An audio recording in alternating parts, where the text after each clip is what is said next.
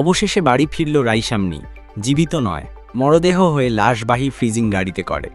DNA পরীক্ষার মাধ্যমে পরিচয় শনাক্তের পর নিথর পোড়া দেহটি হস্তান্তর করা হয় রাইসার বাবা মায়ের কাছে। ফরিদপুর আলফাডাঙ্গা উপজেলার গোপালপুর ইউনিয়নের বাজরায় দাফন করা হয়েছে এই শিশুকে। 25শে জুলাই সকাল 9টায় সেনাবাহিনীর উপস্থিতিতে স্থানীয় বাজরা ঈদগাহ মাঠে জানাজার নামাজ অনুষ্ঠিত হয়। এ সময় সন্তানের শেষ বিদায় কান্নায় ভেঙে পড়েন মা বাবা সহ পুরো পরিবার। 21শে জুলাই বিমান বিধ্বস্তের ঘটনায় ঢাকার উত্তরায় মাইলস্টোন স্কুল অ্যান্ড কলেজের তৃতীয় শ্রেণীর শিক্ষার্থী রাইসামনি নিখোঁজ হয়।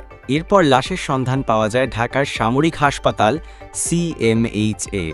এক শিশুর 2 দাবিদার হওয়ায় লাশ শনাক্তের জন্য ডিএনএ পরীক্ষার সিদ্ধান্ত নেওয়া হয়। 24শে জুলাই রাইসা সহ 5 দগ্ধদের ডিএনএ পরীক্ষার মাধ্যমে পরিচয় শনাক্ত করে পরিবারের কাছে হস্তান্তর করেছে ঢাকা সিএমএইচ হাসপাতাল।